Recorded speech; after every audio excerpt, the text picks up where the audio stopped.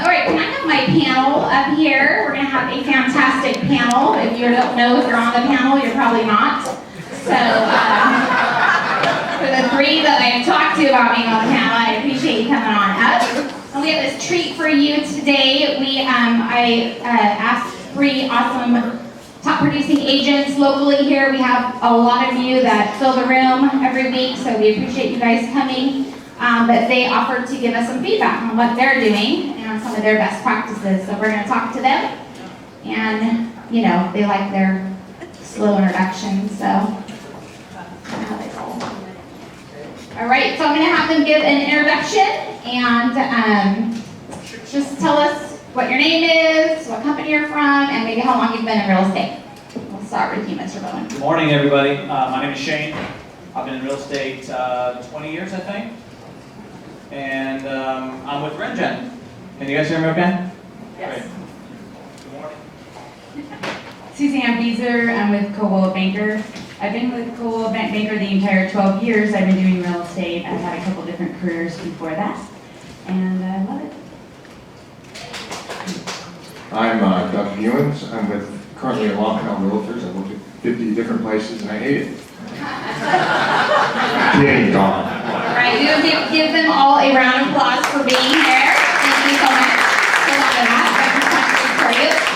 Is there a microphone back there? Yeah, right behind you. Do that too much. And I came up with a few questions, and then if we have any time at the end, if you guys have any, that would be great. But so you guys tell me, where does your business come from, and how do you keep it coming in on a regular basis? Want me to start? Sure. Well, my business is a combination, I guess, of all of this typical things that we all do. It's referral based, hopefully. I'd love to say it's door knocking, but that's a lie. I haven't done that, I don't think, ever. And then we send out our, your ads, you got your newspapers and all that. So I don't think it's any different than anybody else other than just consistently tapping our past clients. I call them my sphere of influence, which is not as big as I think it is, but I'll call it big, and then you try to manage these guys and stay on. And if you know Rob and me, we tend to take them out to dinner and drinks and make them sign listings. So that's kind of what we do. I do work my sphere of influence and past clients. I think consistency is the key, so whatever direction you want to go in, you just got to be consistent. So with my past clients in sphere, I try to call them 3-4 times a year, which really means I could call them 1 or 2 times a year. And I email probably about 3 or 4 times a week, really. And I do social media as well. It's just a way to keep my name out there. The other thing I do is I geographically farm a territory in Dublin, and I've been, again, once I got consistent with it, I really started seeing business come my way. I don't know what I do, frankly. Actually, that's not true. Go on it, Doug. I'm more of a, I don't really do spear marketing because I've found that people don't really like me. So I do a lot of marketing. So I do a lot of direct mail and farming, geographic farming, and I try to do spear marketing and with some success. Is that spear like a circle or a spear? Yeah, but no, I've always been. But you didn't do it, that's why. Spear, like you're hunting something, the spear? I've always been more of a marketing agent, and the thing I'll tell you, and if there's any newer agents there, find something you're good at and do that, because otherwise this job sucks. I mean, right? So if you don't like knocking on doors, don't go knock on doors. You're gonna hate it. You're gonna hate life, and you won't get any business. Do what you're good at. So if you got a personality like Shane or Don and Garrison, and you're a natural networker type of person, do that. You'll get business because you're having fun. You're in your natural element. If you like internet marketing, if you're a recluse like me, you like internet marketing and direct mail stuff like that, do that. You'll get business. But don't do what your personality isn't set up to do. That would be my best piece of advice, because otherwise you're not going to be happy. And you go knock on doors. Hi, I'm Fred. Been out here all day. I hate life. We miss your house. They're going to say, no, get out of here. Do what you're good at. Go down to Bocce and have a couple drinks with your clients. If that's what works, then do it. So really what what I'm hearing is consistency, right? So consistency, whatever you choose to do it with consistency. So that's awesome, thank you. How do you guys overcome discounting your commission? Why don't we start with you, Doug? Well, number one, for the record, if anybody's taping this, I'm not comfortable talking about commission rates in an open forum. So that's number one. Number two, I would just say in regards to commission rates, sharpen you need to sit down, all of us need to sit down continuously and figure out what value we bring to the transaction. And it's different for everybody, and you need to refine that list and have it top of mind. And that's what you really need to sell to your potential listing clients. And that's what really largely determines how successful you are in terms of commission rate. I think we as a community over the years have eroded our own commission, and we have no one to blame but ourselves. I think it is up to us individually and as a community to raise that commission rate, because we've done it to ourselves. So first off, you have to go in with the belief that 6% is the rate you're going to go in with. And secondly, you do, like Doug said, you have to show value to the client on not only on you, but what you're offering to them. And that doesn't mean you have to give away a lot of freebies to get that. And thirdly, you have to be armed with objection handlers, because there are other agents out there who are going to be less. And often I am beating agents who are charging less commission because I'm showing them value in other ways, and I'm armed with objection handlers to get that. So go to seminars. I know Lorna Hines has some, how to get 6% commission. Just arm yourself and believe in yourself that you can get that 6%. Well done. I agree with both of you guys. Just to get a quick little, and not to hold things up, but I remember kind of almost exactly when our commission rates went down, and it was when things were going really well and people got into the business and said, I'm just going to undercut the market to get the business because it's pretty easy. Probably 1998, I worked with and for Jackie James, and I said, I'm going to go in and I'm just going to come in and I'm going to offer a refi at this. And she says, no, you're not. No, you're not going to do that. And I said, oh, well, that was my plan. And so what it meant, I said, I just needed to work harder. So the little stick that I use is, well, first of all, before you get to that, is you got to believe in yourself. You have to believe in yourself. If you don't give yourself value, they're not going to value you. Your colleagues and your peers aren't going to value you, and your respect goes in the toilet. It's hard to say I'm not going to work for that, because sometimes you're not going to get the business. But if you're in a fortunate position where you can lose a deal, sometimes you feel good about it. So that's my take on the commission thing. And my shtick is, if somebody says, well, Joe Schmo's doing it for X, and I said, well, they should be doing it for less than that. So,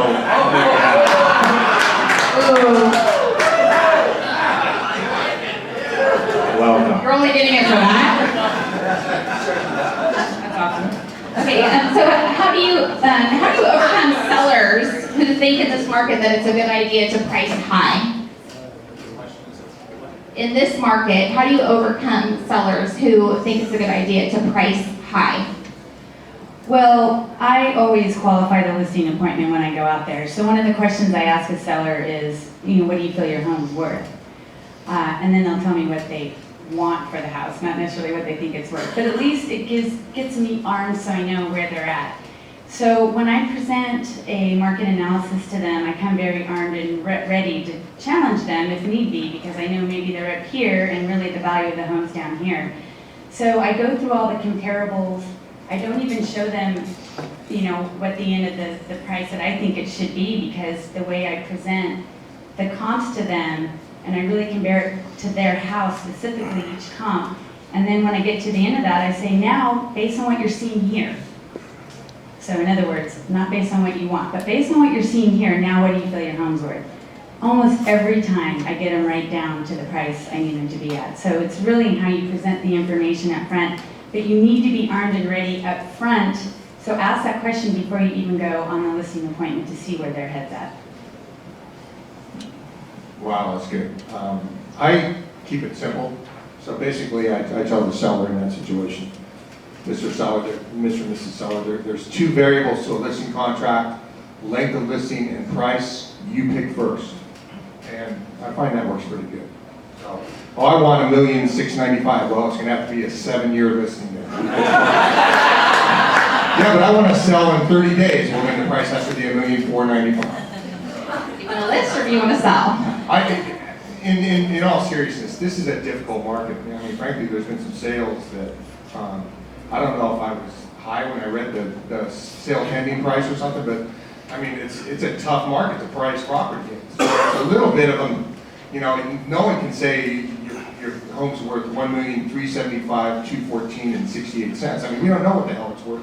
And what it's worth is different today than it might be Tuesday. Maybe the stock market drops, you know, 1,200 points on Tuesday, and that'll have an impact on your price. So it's not really an exact science. You have to, I find that I like to put some of that burden back on the seller and just ask them what their goal is. What's most important to them? The highest price or sell in a reasonable time? And then that kind of dictates where we go with pricing.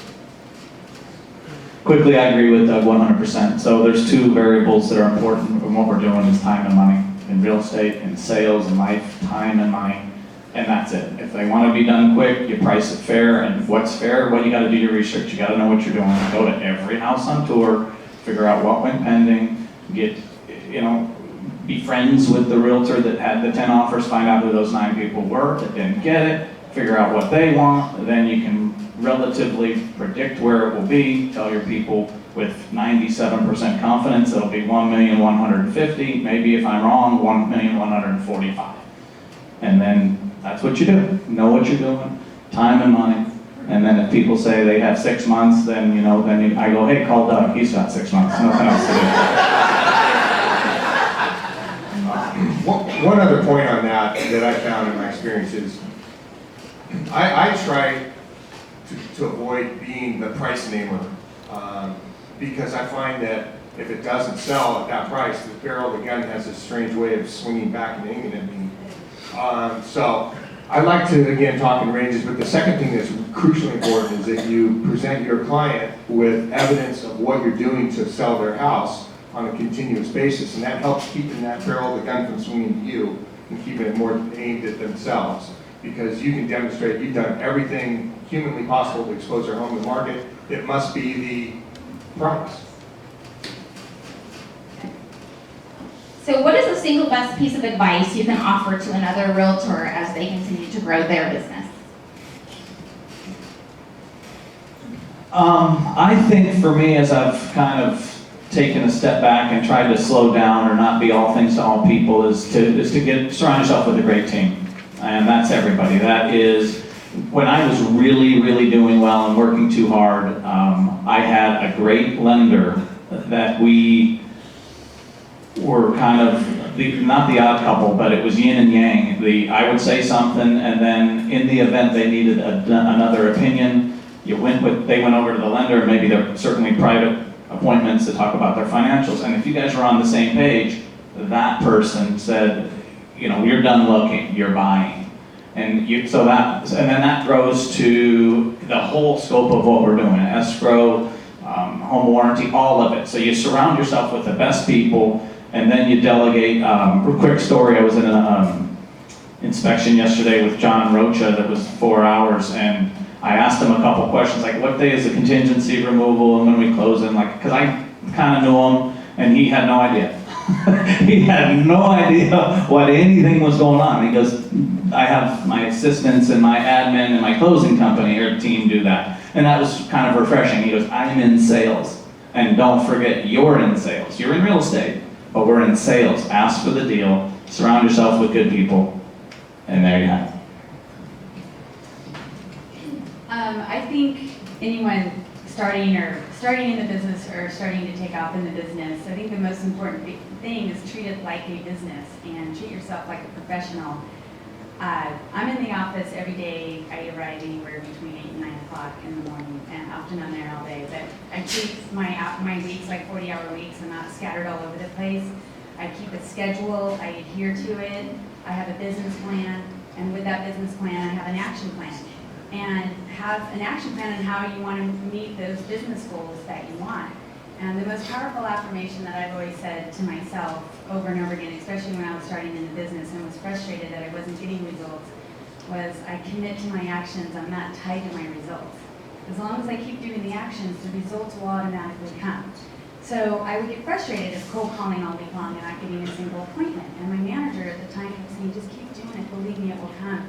And all of a sudden, it started coming in like a train. And that's what I continue to this day. I know if I keep doing the actions that I need to be doing, the results will automatically come.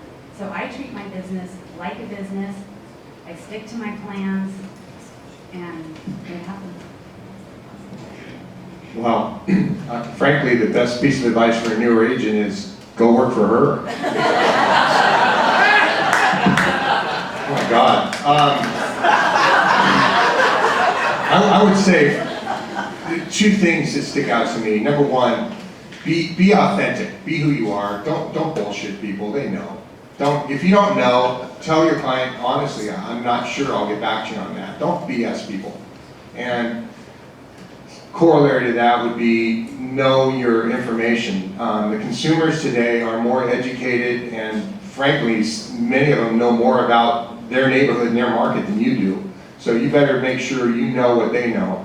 And do your homework. And a real quick example, I wrote an offer on a house in Pheasant Ridge a couple years back. And I asked the agent, well, where's the seller going? Oh, they're moving to Texas to be close to their grandkids. I said, well, isn't that nice and rosy? But then I Googled the seller's name, and in fact, he was moving to Texas. However, it was to report to a federal penitentiary because he got convicted of fraud. So that changed my thinking on the whole transaction a little bit, and we had competing offers, and I was able to get it because I got them what they wanted. I think I threw in an orange jumpsuit too, but we were able to get the offer. That's great.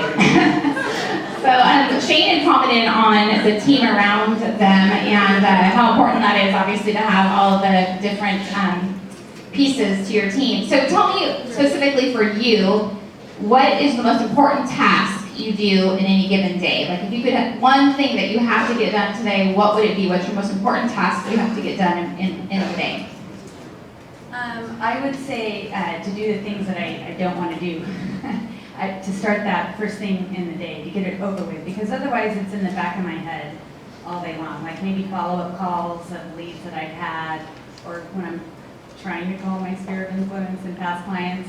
I just know I got to do that first thing in the morning. So the things that are important to do that you don't want to do, just get them out of the way. Do it before your phone starts ringing and the people start knocking on your door and doing whatever. Just get it done and out of the way, and then you feel so much freer to do the other stuff. Man, she's absolutely right. I think I would probably figure out what I can delegate and get that off my plate so I can focus on what's really important.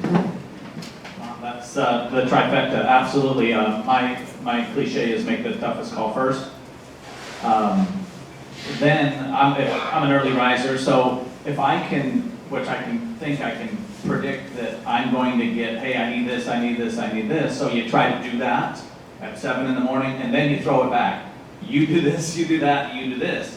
So that puts somebody else busy, frees me up to do, which I think is my answer to your question, is send out thank you notes, emails, calls. It was a while before I finally realized I needed to be a little bit more humble, and that's kind of a neat, grounding sense of sincerity and humility when you just say, hey, thanks. Thanks for thinking of me. Thanks for your business. Thanks for your trust. Thanks for your confidence. And that creates, somebody had said, I think, Don, they want to work with you because they like you. You recognize that you're a person, they're a person, and I really appreciate the business. So those three things: make the hard call, delegate, or deflect, not deflect, but send them on their way, and then say thank you to lots of people all day long. And that's probably about 20 people a day where you can literally send them an email that's 2 sentences, and in birthdays and things like that. Well, I was just going to add, the internet's an amazing place, and you need, as an agent, should figure out what the value of your time is. If it's $40, $50, $60 an hour, $300 an hour like my attorney, whatever the value is. And then if you're doing work that can be done for $7 an hour, yes, folks, you can get work done for $7 an hour. There's virtual assistants in the Philippines who are tremendously skilled to do it for $7 an hour. So why do that? I mean, if you're doing $7 an hour work, you're making $7 an hour. So keep that in mind, you know, figure out what you're really good at and what's most important and try to delegate everything else as your business grows. Great. So a little bit ago, we talked about the things that you are doing to keep the business coming in and consistency and so forth. So what would you say is your number one most effective method of marketing? For you specifically? Consistency. Whatever it is that you're using to market yourself with, and whatever method you're using, whether it's mailers, flyers, you're knocking on doors, you're cold calling, you're calling your sphere, whatever it is that you're comfortable with based on what your personality type is, you have to be consistent with it. There's many ways to skin a cat. Set a schedule for yourself, when to do it, and commit to it. Again, commit to your actions and results. Interesting. Mine is completely different, and I think a lot of people out here know me, and it is kind of an old school guy thing, and that is invitations, and for me, it's playing golf. It is inviting clients, prospects to an event, in my case, lunch, golf, and drinks. And as long as you spear your right client, you're going to have a hot lead and hopefully a deal in the end of the day. And You mean spirit and did I say spear? I'm not spear. Wait, did you say it was a guy thing? The old school guys Oh. playing golf. You know? Gals like golf, right? I won't say anything. Call him out on that one. Well, to be brutally honest, whatever I walked in here doing, I'm going to totally trash and I'm going to do what he does. That sounds like a hell of a lot more fun. No, I mean, Shane's a master networker. I'm just consistent with my farming and direct mail. I mean, and my internet. I'm pretty active on the internet. Although I have to tell you, if you have these great ideas of designing some unbelievable website that's going to get all kinds of leads, the game's kind of over now with ZTR, Zillow, Trulia, Realtor.com, and Redfin. I mean, those are the sites consumers go to, and they're not going to go to, JimSellsHomes.com to look for houses. They're just not. The game's pretty much over. Sorry, Jim. Jim, talk to GoDaddy. All right, awesome. So, what is the best advice you ever received in your plethora of years that you've been doing real estate? My best advice was probably, it was from Dave March, for those of you who don't, he's one of those Ferry Act guys down in San Jose. He said, which kind of throws a little wrench in what we're trying to do here, he says, don't get on any committees because they don't pay you. That's what, and I kind of go, well, that committee's not That was working. the best advice Because you ever don't get got? paid for being on a committee, so that was a good point, I thought.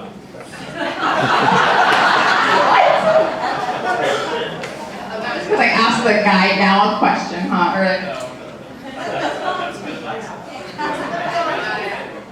That's great advice. No, it's not. Get on this committee. I would say, frankly, you can draw, do we have any statisticians out there, people that like numbers and stats? Come on, don't be bashful. We know you didn't get any girls in high school, but raise your hand. I would say you can draw a direct correlation between the number of people you talk to every day about real estate and the amount of business you do. So, it's probably a good idea to keep an eye on your metrics and figure out how many people a day you're talking to about real estate. And if you double that number, I guarantee you'll probably see a 50% increase in your business. Both good answers, and I had to think about this one, but I think the best advice, and it's when I'm in a transaction, and what I tell my clients when I'm meeting with them for the first time, is to really hold true that they are the decision makers, not me. My job is simply to inform them and to give them the facts. a lot of agents, lenders, whomever, are trying to sway clients, to their own personal interests. Like, I gotta get this deal closed because it's my only one. You gotta, sign the contingency removal or whatever. And you have to realize you can't put your own personal interest in your transaction. So I think the best piece of advice I had was really, you gotta just step away. Your job is simply to present the facts and let them make a decision. And I have to tell you, the weight of transactions is off my shoulder now because it really is in their hands. I wanted to just follow up, if I may. Do we have a second? It depends. Yeah, sorry. So I gave you the best advice I've ever received. My advice to the panel, to myself, to my partner, is that if you're fortunate enough, I'm sure that we all get, all the time, the question that I certainly hate, that we hate. It's generic and it's stupid, but it's really a pathway to brilliance, is how's the market? So my best advice to give, that you didn't ask, but I'll give you, is to have something to say to that's different than everybody else or special to you. And what I use is a generic, fantastic, unbelievable, amazing, which means almost nothing, but it can be amazingly wonderful, amazingly bad, it can go anyway. So if you've been blessed for someone to ask you your opinion on this, come up with something special that says amazing, and then turn yourself into the interviewer, not the person being interviewed, and go, are you buying, selling, or investing? Because you're not going to sell when you're talking. So then they go, whoa. And then they may just say, well, I don't know, I don't care. Then you can go, okay, let's talk about what I like to talk about. Gambling and golf and so forth. Or they may say, I'm buying. And then bam, and then you go, tell me more, and then they talk, and then you basically, as Ferry has it, you go, good, sign here, here's your listing. So come up with something to say when somebody asks you how's the market, the most dumbest basic question, and then you could have potentially at a restaurant, on bar, wherever. Thank you. Or they may know someone that's looking to buy or sell, right? Right. Good. So I think that about wraps up our time for today, but I want you to repeat what you said earlier about actions and results, the affirmation that you say, or that you repeat that, and let's leave everyone with that this morning. So I used to say this every morning, and I still say it every now and then, especially, times get slow, but I would say, I commit to my actions. I am not tied to my results. I know if I continue doing the actions, the results will automatically come.